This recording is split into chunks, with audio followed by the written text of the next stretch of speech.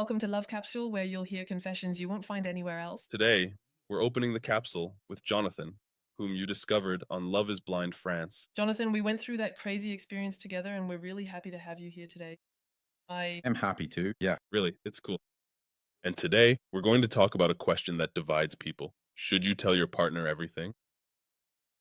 So, Jonathan, before we start, can you tell us a little bit about who you are? Yes, of course. So first, I'll describe myself briefly. So right now, I'm 38 years old. I was 37 at the time of the experience. Not much has changed. I'm still in the culinary field, as people often ask.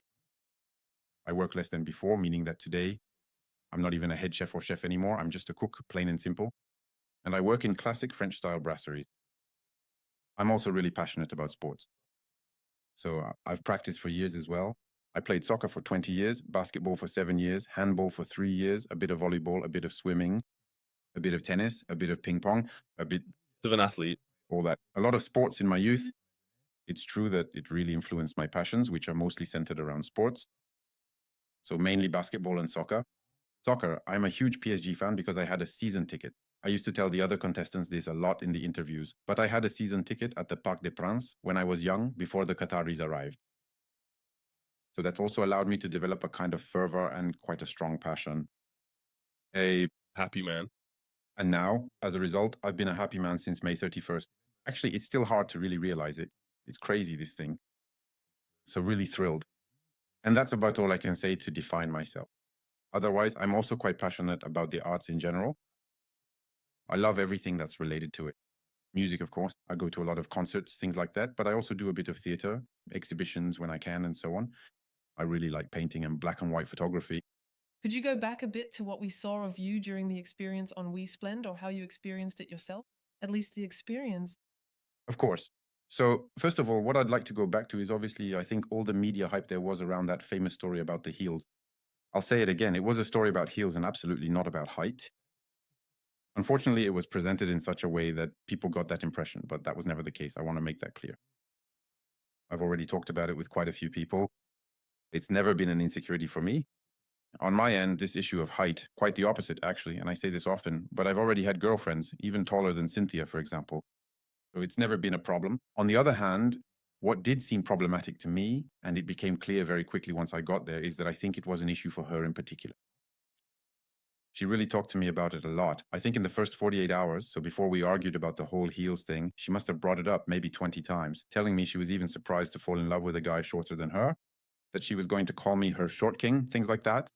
So once, twice, 10 times, 15 times. By the 15th time, I said to her, "But Cynthia, is it just me, or do you think there's a problem with my height?" I really get that impression. I never brought it up to you. You're the one who keeps bringing it up every time. And that's when she told me that once again, it was actually something that had been one of her concerns.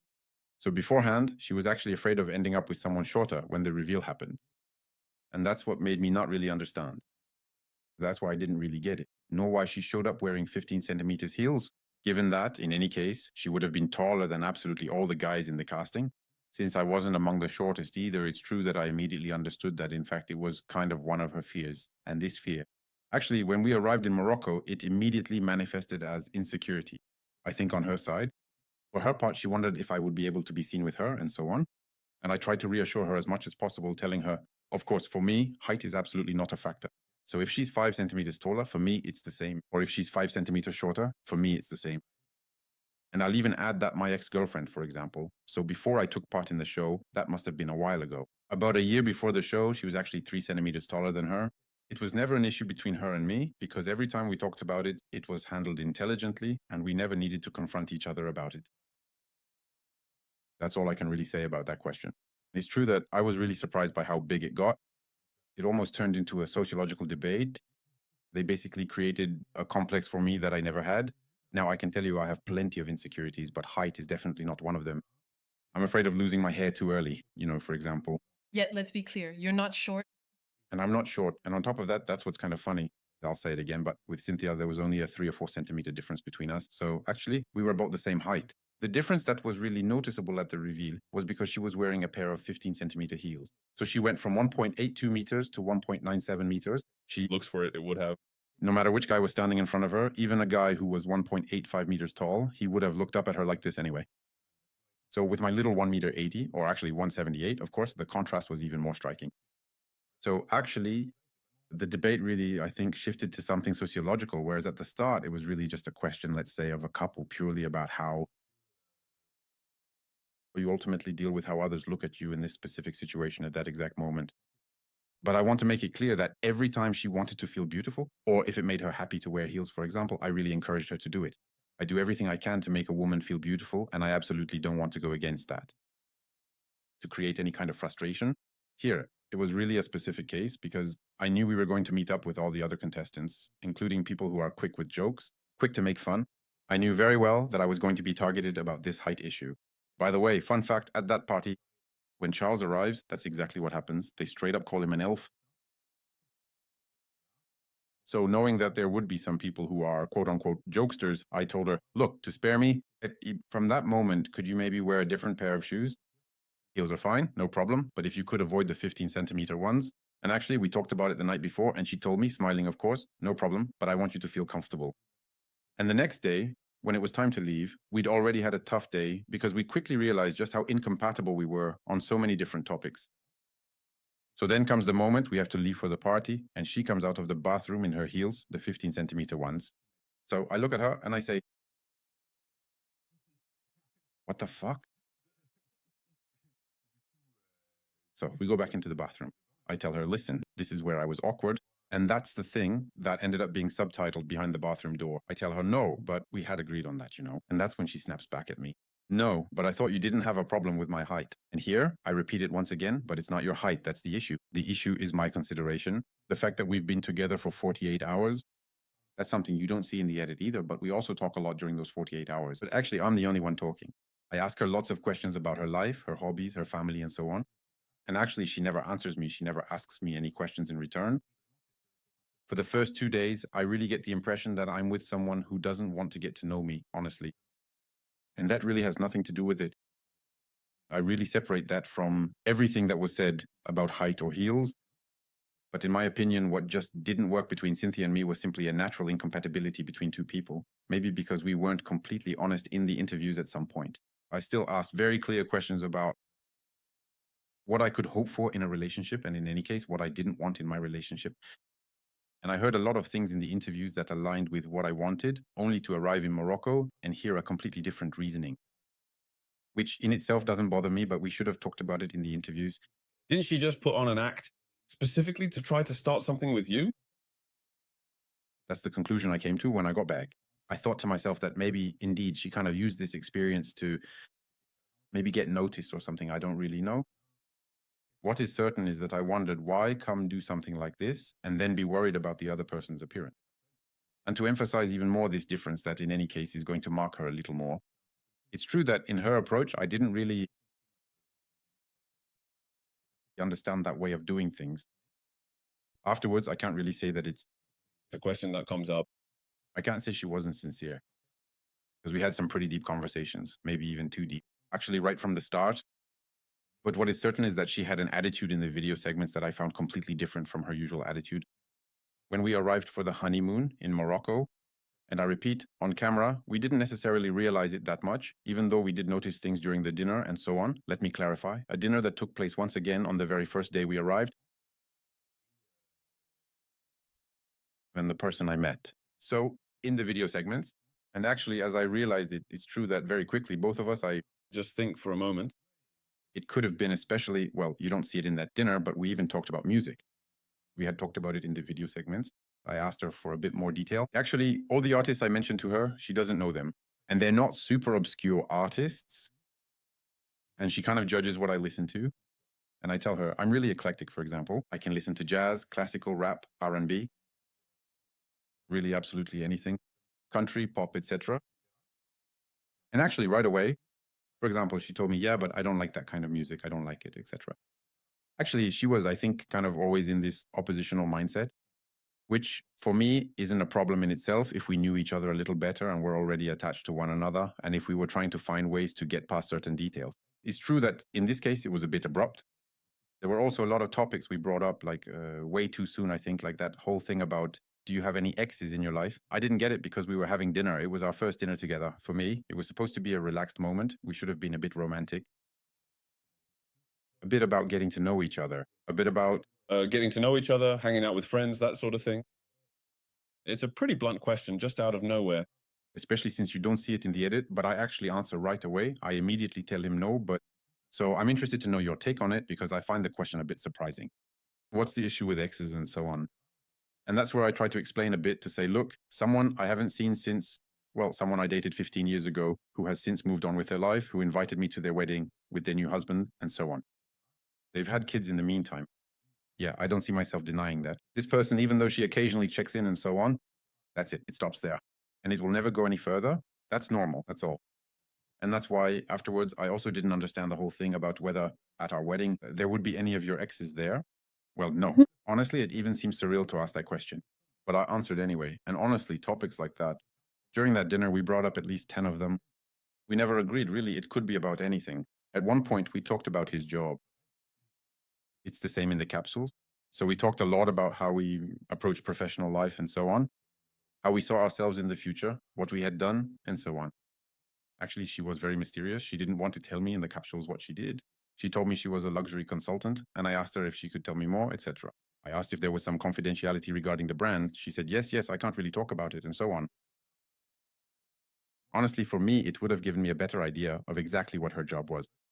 Not at all out of judgment, because what she does is a very beautiful profession. But it's true that having that kind of information could have helped me make a different choice, because I know by nature that I might not be suited for that kind of person precisely because of her job. And when we got to Morocco, I said to her, so what's your job then? What is it? Are you with the CIA? Or how does it work? Are you a secret agent? She says, no, I'm a sales assistant at the Dior boutique on Avenue Montaigne. I say, but why didn't you tell me? There's nothing confidential about it. For example, I know a manager at Dior named Emily Di Franco. Do you know her? She says, yes, I know her. She's my boss. I said, well, I've known her for 10 years. We talked about that. She never told me there was anything confidential or anything like that. I just don't get it, you know? It's It's a great job. In any case, it's a great job. Exactly. That's why I didn't really understand. There really was a lot going on. Not things that are said, you know, that ultimately really define a person. And that also allow you to form an honest opinion about the personality of the person in front of you. The other thing for me, the criterion that really bothered me, and this is really just for me, the number one criterion that made us incompatible, I explained it during the segments and I repeated it to everyone. I must have told you as well when we met, by the way. I'm looking for two things in relationships and that's it. The rest, whether the person is my type or not, hair color, skin color, height, absolutely all physical criteria, I don't care about any of that. All I wanted was someone who is naturally kind and who can handle emotional conflict management properly. We all have flaws, of course, but I need someone who is able to calmly express things, often their emotions. You were Very calm, by the way, in the segment, the way you spoke. very welcoming, yes, because it's just your nature, actually. yes, it's my nature. I was pretty convinced really that by focusing on those two criteria, I would eventually find something that suited me. Because honestly, for me, apart from kindness, there isn't much that bothers me, if you will. Well, malice, I mean. It's true that Cynthia, without saying she lied to me about those things, still said things that were quite far from her real personality. And that, unfortunately, as the saying goes, you can try to hide your true nature, but it always comes back. Very quickly, when we saw each other in Morocco, actually, I realized it almost at the very first stop. Also, because when you have eye contact, you can tell when someone is faking an emotion or a way of expressing themselves. I felt like that was kind of what was happening. During the meeting, we got some really great news. Can we say that you found your perfect match? I found a beautiful Cinderella slipper that fits me. I'm quite happy. The experience wasn't really beneficial for me in the sense that the thing I committed to, I wasn't able to see it through to the end in the course, let's say, of the show. On the other hand, it's true that after leaving, it allowed me to meet the other people who participated with us as well. And when I met Alice, there was a chemistry that happened very quickly, as we also explained to you during the Chord reunion. At first, it was very friendly, but actually, we quickly realized that this thing was way too friendly in the end to be just friendly. But it's also true that it all happened quite naturally. There's something between us that's quite pretty obvious, if you will, something I haven't really had with other people recently. Actually, I feel like we're so in sync when it comes to our values, the way we approach certain debates, life debates, whether it's politics or really anything community related. We're pretty much on the same page about everything. Of course, from time to time, there are degrees of disagreement. Yeah, not necessarily disagreement, but there are degrees of difference, a difference in understanding, let's say, between the two of us. But that's what's really interesting with Ali. And that's what I explained to her. I'm also looking for someone who's able to just put things into words. And that's really her biggest strength. And honestly, I have to say, she's a radiant person, really. She's a radiant person in so many ways. She's really funny too, but in a natural way, she doesn't even realize it. It's pretty crazy, honestly. It's pretty wild. And honestly, in everyday life, it's even funnier. So there you go. And she also has this really touching side, someone who's very in touch with her emotions. That's something I need all the time. Instead of denying what she feels, she's able to express it too.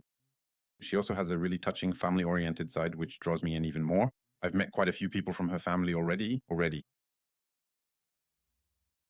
So yeah, these are really things that just happened very naturally. And I think the story is really beautiful because it's clear that without having taken part in this experience, we never would have met despite being so close, because it turns out that actually we're not very far from each other geographically. And also, I think that the fact that I had failed to that extent on the show made me realize what I was really looking for and what I really didn't want. It's true that Alice, actually, she came into my life like a little fairy. And I thought, wow, with a wave of her magic wand, she managed to make me forget all that hazy stuff that I went through during the experience, and in the end helped me find myself again. I'm someone who's very happy where I am now. It's true that she's someone who gold. She's a golden person. She has qualities that you are not even aware of at times. That's right. She really has that thing. She devalues herself. a lot. She devalues herself enormously. Besides, I think that's what he lacked in the show, unfortunately. By the way, when we saw each other, I told her right away, I saw all the girls in the casting. You were far from being the least pretty. I would even say you were probably the prettiest. But then again, I guess it's a matter of perspective. So you probably see yourself differently from how people see you. She's beautiful in every way. She's beautiful inside and out. On the inside, exactly. A lot of things for her. But it's true that in the living room, I often saw her withdraw. Is that True? Yes. really a lot, as you can probably tell? I think that also shapes part of her personality, meaning she has a humility, that's just natural. Maybe something to work on a little, because I think it's not normal at that level. I find her so exceptional. There's no reason for her to question herself so much at times. It'll come, but I really think it's one of her greatest qualities. It's a very natural humility. Thank you very much for your honesty, Jonathan. Now we can move on to today's topic. Let's go. Should you really tell your partner everything? So, Should you tell your partner everything? That's a very good question, because actually I think it kind of lines up with what I've experienced in the capsules and in Miel's online sessions. Because, well, I actually have a pretty clear-cut opinion on the matter. For me, you shouldn't tell everything. You shouldn't tell everything for a very simple reason. Sometimes the person in front of you might not be able to handle, accept, or process the information you give them in the way you want them to, which is normal. We're going to talk about very simple things, but it could be, for example, family issues or traumas. So if someone doesn't necessarily want to talk to you about it, or in any case, you feel that the person might not be able to receive that information either, that you might share with them about your own family, for example, because it's a bit tricky. Maybe your family is a bit scattered, an absent father, an absent mother, or sometimes even a death. So in those cases, you really have to tread carefully before assuming the other person is able to hear everything and accept it all. It can be a bit touchy. I think there are a couple of topics like that, which can be kind of similar. It can also be about sexuality, of course. When it comes to sex, some people need to take their time to talk about certain things.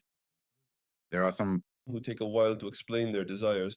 Is it really a good idea right from the start to explain that you have sexual desires that might be outside the norm? Yes, no. It can skew the relationship a little at the beginning. For example, you might scare the other person, or the person receiving that information might think, I'm not good enough because I've never tried those things. There could be all sorts of things. So in this kind of situation, I do think there are probably some things you should avoid saying right at that moment, even though, in my opinion, in a relationship over time, you should be able to talk about pretty much anything if it feels like the right moment, for example. But of course, there are some topics you can bring up after 3 weeks, a month, and others I think might come up much later. And have you ever regretted talking too much? Yes, in my past relationships. So Talking too much, yes, because sometimes there are things that I think people just don't have the right mindset to understand, since it's something you've experienced yourself with your own perspective and not necessarily the perspective of others. So yes, sometimes it's maybe too much information, like I was saying. And so it doesn't necessarily break the relationship either. It's true that it can change something in the way your partner sees you, for example. So yes, definitely that could have been the case in the past. On the other hand, have you ever genuinely regretted not communicating enough, or perhaps having left something out? Or Not communicating enough, yes. Yes, well, yes, when I was younger. When I was younger, for example, up until I was about 28 or 29, I think I actually had the opposite problem, because now I really seek out dialogue and I'm quite talkative. Up until I was 28 or 29, I tended to keep certain things inside, especially during times when things were not going so well. I thought that was the right solution. Unfortunately, when you really think about it, no, because in fact, there always comes a time when things come back up. And when they do, unfortunately, if you haven't, let's say the emotional baggage, it can come out in the wrong way. So it's true that, yes, at times, maybe I should have said more. That's it. and do you think that sometimes the truth can hurt more than anything else? There are always little things we're told to say that aren't fundamentally important. Yes, yes, yes. The truth can hurt, obviously. You understand, for example, the case of couples we mentioned earlier. I recently had this situation with a friend who was in a similar position where his girlfriend, during a dinner, asked him. They had been together for a year and had never talked about this.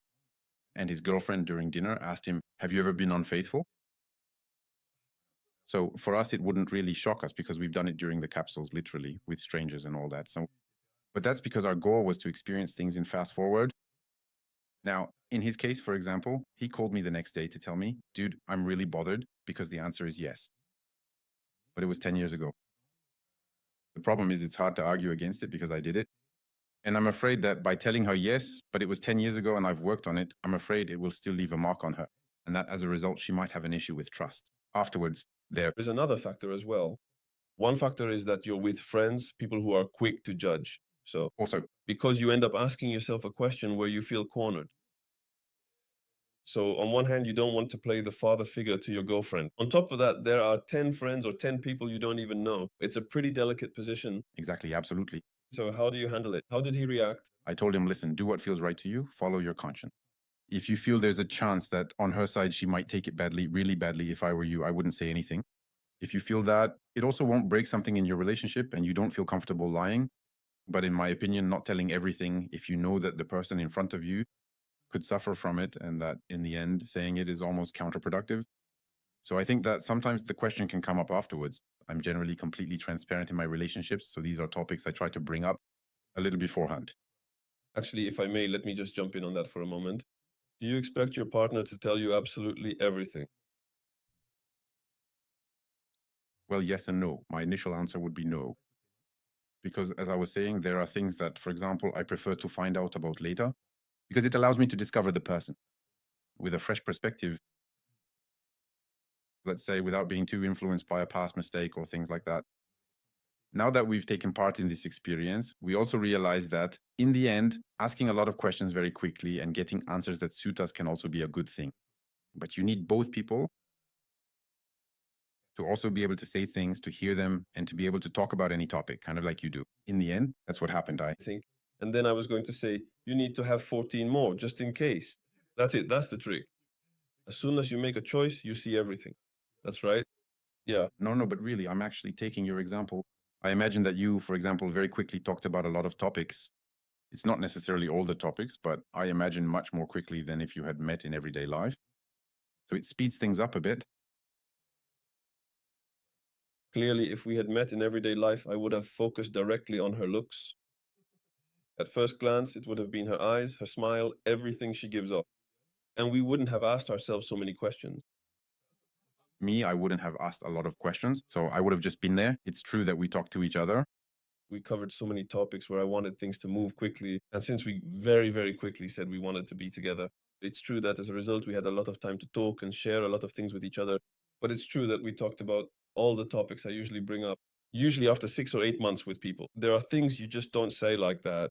That's for sure.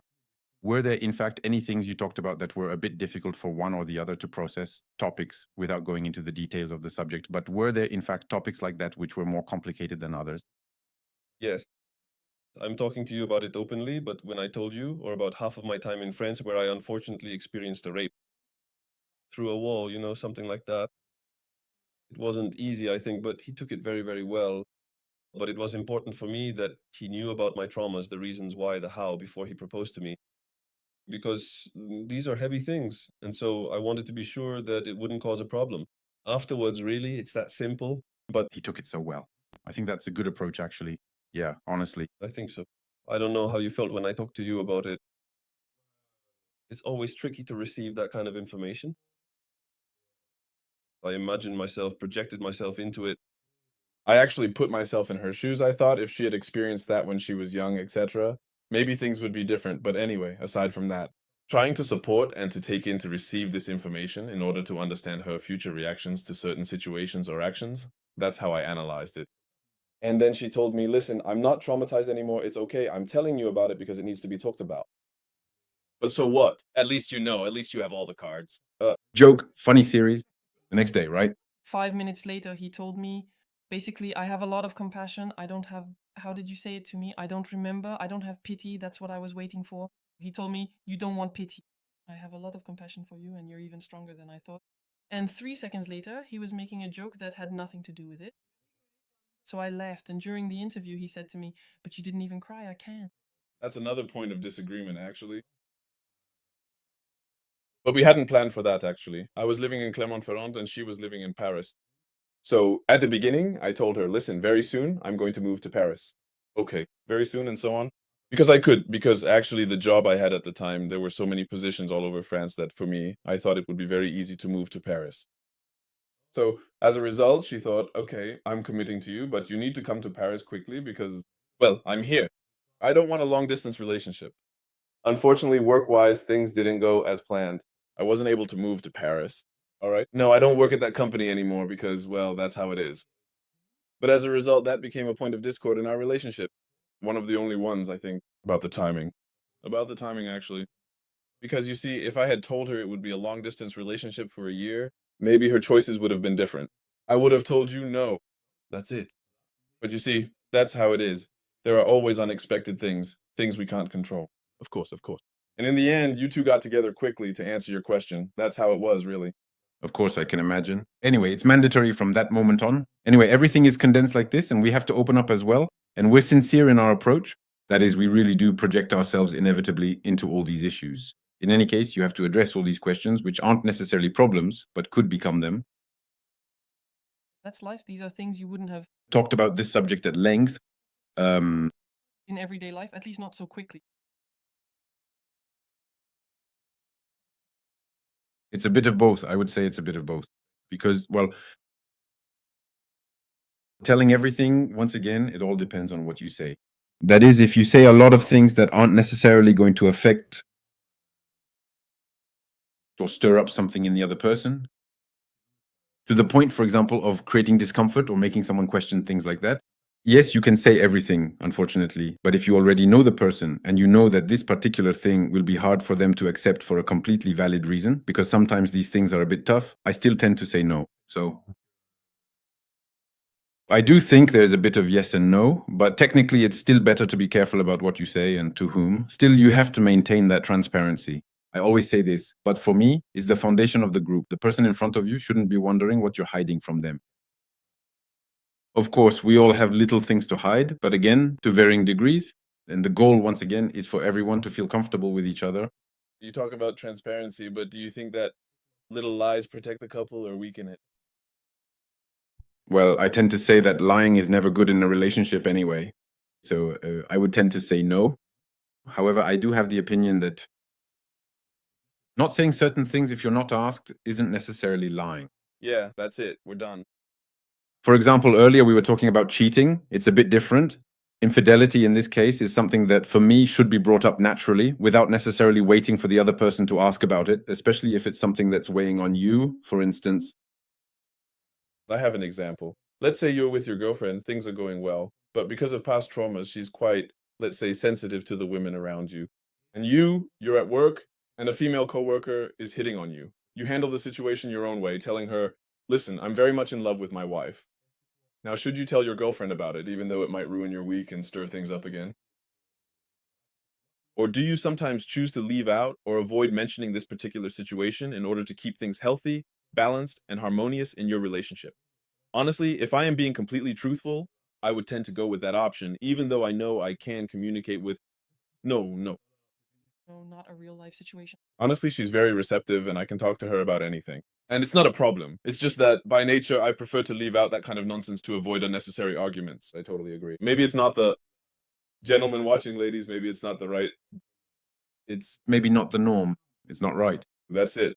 Like I said, for me, it all depends on where you stand yourself. In the end, because in the specific case you're mentioning, yes, for me, something like flirting, for example, at the bar or elsewhere, there's no particular reason to worry the person unless it's really something you need to talk about because it's something you're experiencing. If it's something bad, for example, it could be harassment or something like that, then yes. But honestly, no. If it's just someone flirting with you and making a move and you tell them, no, sorry, I'm in a relationship, etc. I think that apart from stirring up a bit of suspicion or maybe a little jealousy in your partner, there's really not much point in mentioning it.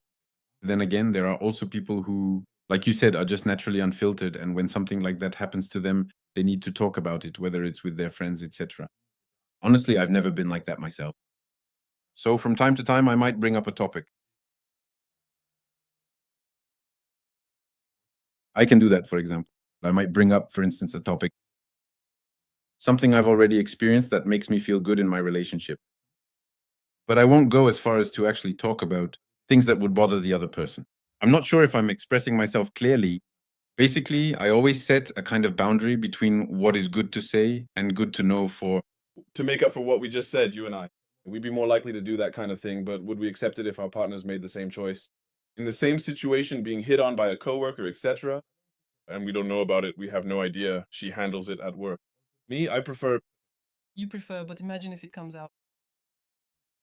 If it comes out and we talk about it, it all depends on the flirting. Actually, if the person just flirted with your partner and your partner was clear, then it's settled. There's no problem, really no problem at all. But if you realize that the person can't really say no, that maybe there's a bit of a flirtation going on, etc.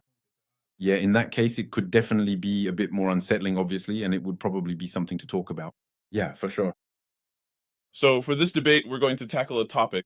So, do you think a couple should be completely transparent, or is mystery part of the charm, darling?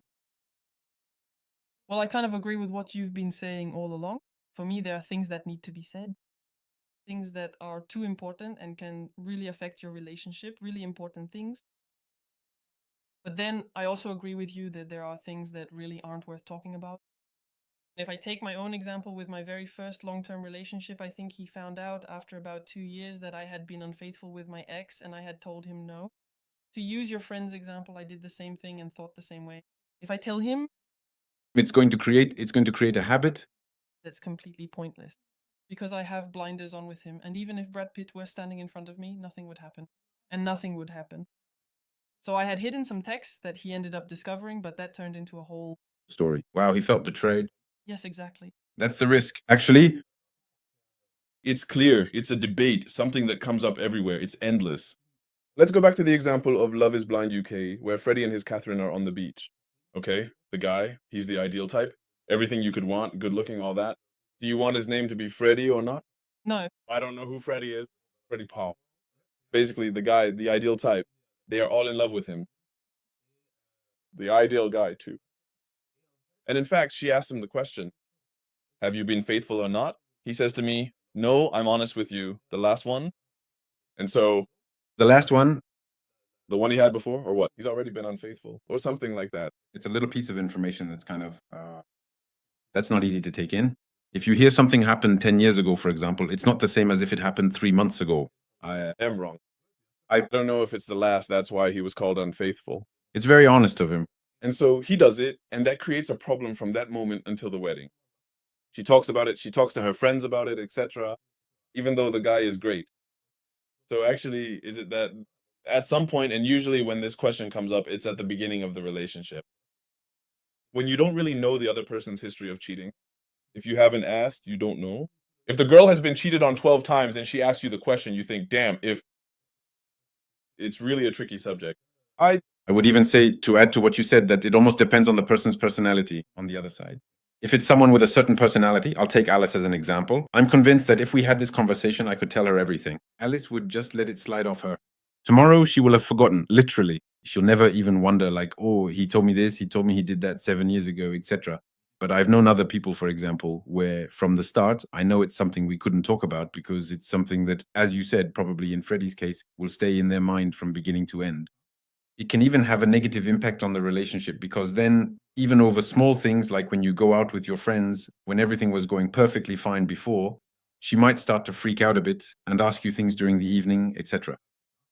So it can be a double-edged sword. Personally, I appreciate Freddie's approach. If the guy is super transparent, he feels the need to say it, especially if it's the most recent one. It's true that it would be a bit dishonest on his part to say, I don't want to talk about it right now, when it happened recently. Personally, I think that's fair. Afterwards, if the person on the other side doesn't have the mindset to accept it and take it purely as an act of confession, you can understand that too. It really depends on people's personalities in that regard. He's doing this right in front of the camera and everything. It's Public. It's going to be everywhere. If she Didn't know the X does now. how to get yourself in trouble right away, he'll often say a message to the guy behind the scenes. for sure. And in your opinion, do men and women expect the same level of truth? Difficult? I'd say no. No, yeah, I'd say no. In what way? Because women, I think, want to know everything, want to scan their partner's personality, really want to understand and analyze everything. They're analyzing things much more deeply, I honestly think, than men do. They think things through more. So So maybe they don't always think things through well, but they do think about it. Women are much more analytical than men. Honestly, we have to tell the truth, especially at the beginning. I think we overlook more things. If we're attracted to someone's looks, to the person in front of us, maybe that's more the case when we're younger. Later, when you're 50, maybe it's different, but still, if we're talking to other listeners who are between 18 and 40 or 35, we're not as attached to that. And that physical attraction can make us not tell the whole truth. That's my opinion, but then again, I could be wrong. John, give me another opinion, please. I Didn't say to make up crazy stuff or to lie. Yeah.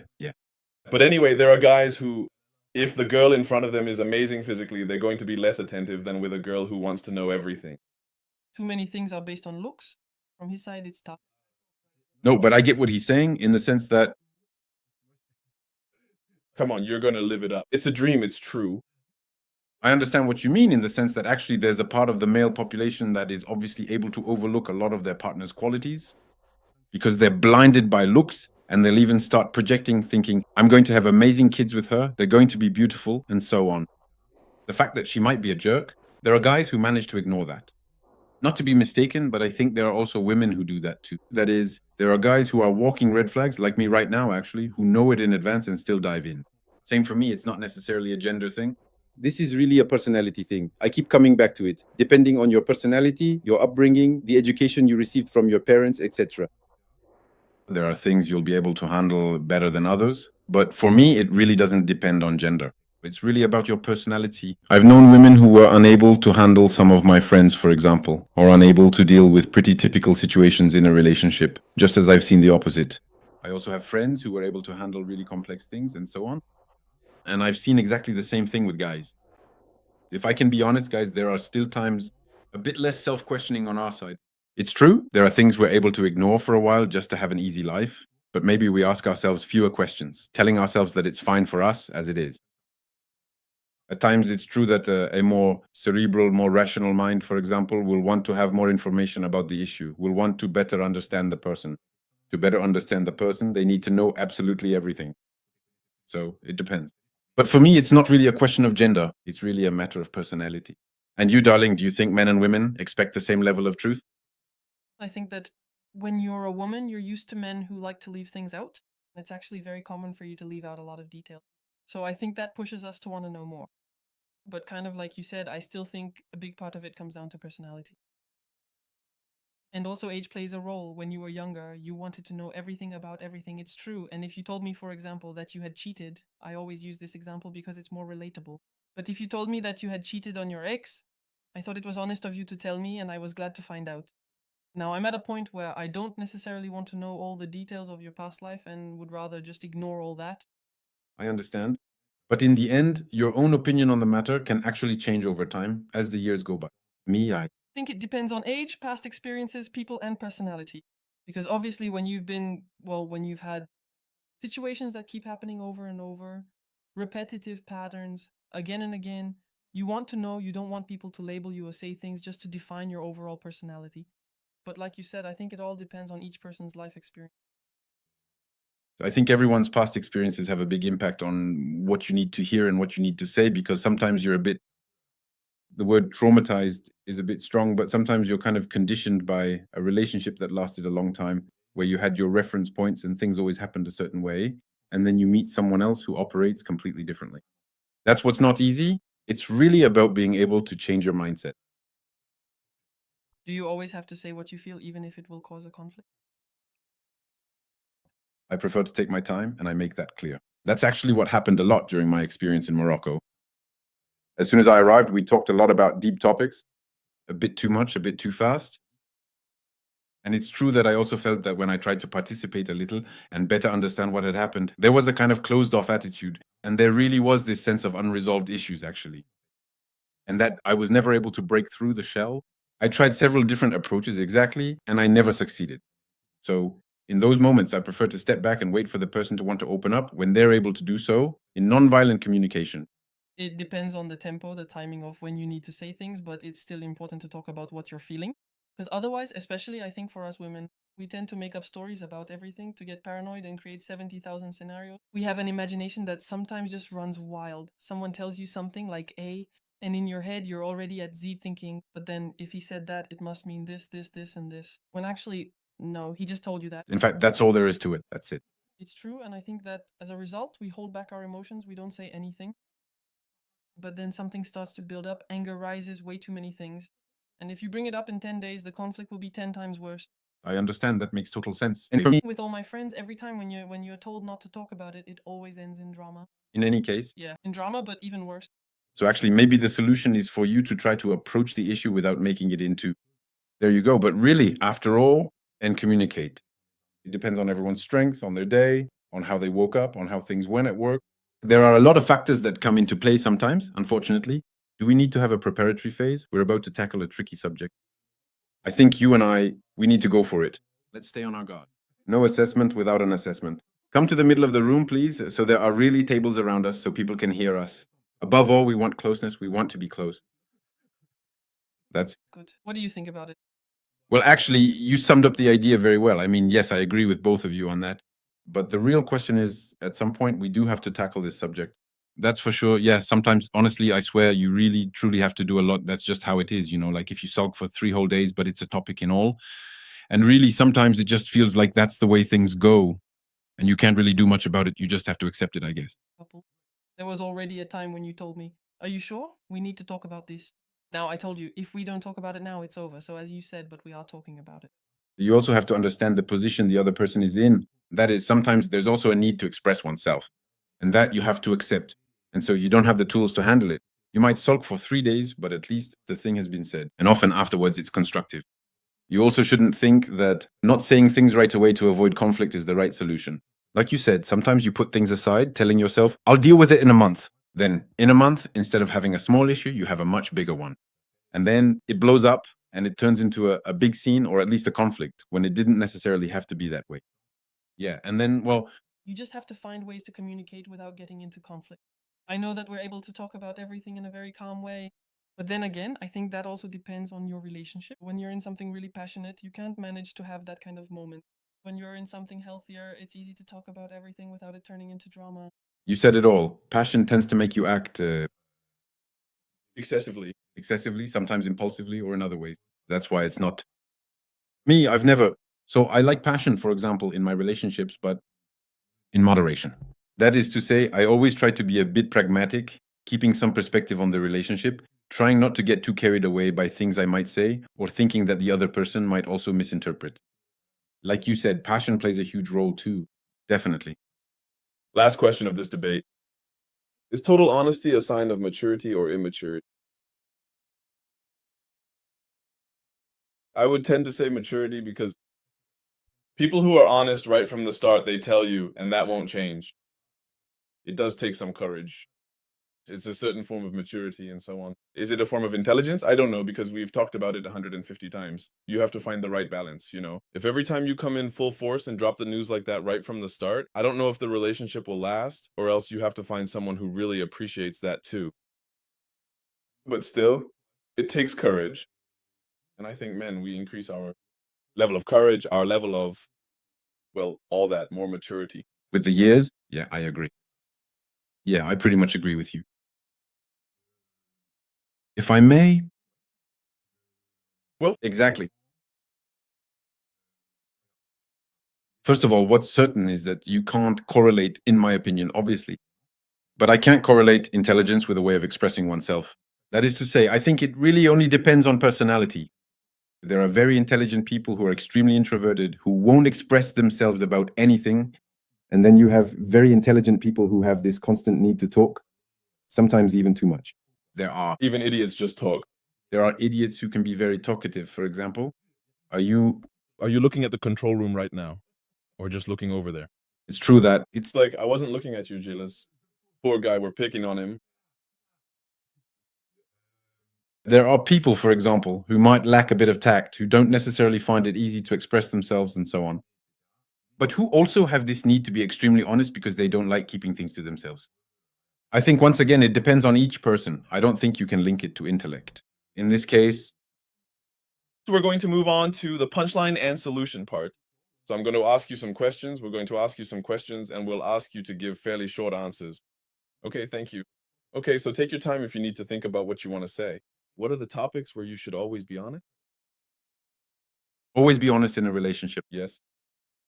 Money. I know it's something that can ruin a relationship one way or another, in either direction, obviously.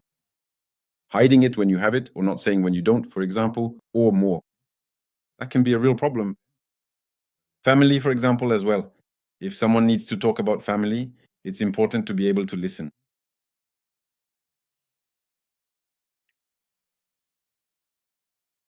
Friendship, too, for example. I think it's really important to get a good sense of your partner's friends as well. It also helps you better understand the person, and often you even learn more from their friends than from your own relationship, because the way others see things is often accurate. After all, they've known them for a long time too, and so on. So I think it's also really important not to lie to yourself about these friendships and about how you experience things with those close to you. And on the other hand, there are topics where a bit of restraint can actually save your relationship. I'm not necessarily speaking for myself, but I imagine, because I've seen it, I've heard it around me as well, that all sexual matters, once again, can be discussed or not. There are people who also need to take time to bring up certain topics, to do so in an environment where people feel safe, for example. I think it's quite important to really gauge whether the person in front of you is able or not to talk about these topics, because if that's not the case, it's better not to bring them up and to take your time.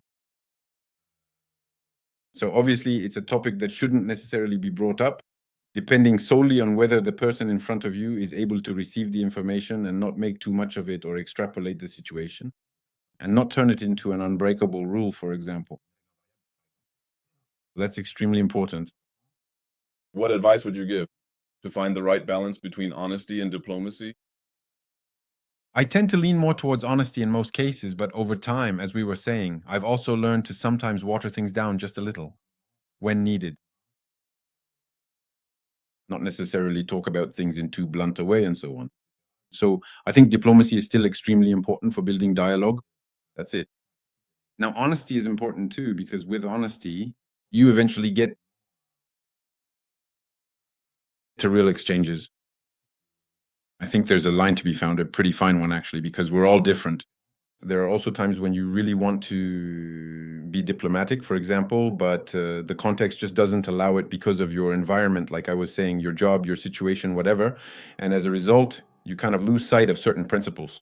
Sometimes that can happen during a conversation or something else, but well, Personally, I think it's important to find the right balance between the two, between being frank and being diplomatic. I often say this, but as long as we respect each other in our words, in our tone, and in the way we speak to one another, it's important. I also often talk about condescension and sarcasm, especially in a conversation that's very serious, for example. Those are things to avoid.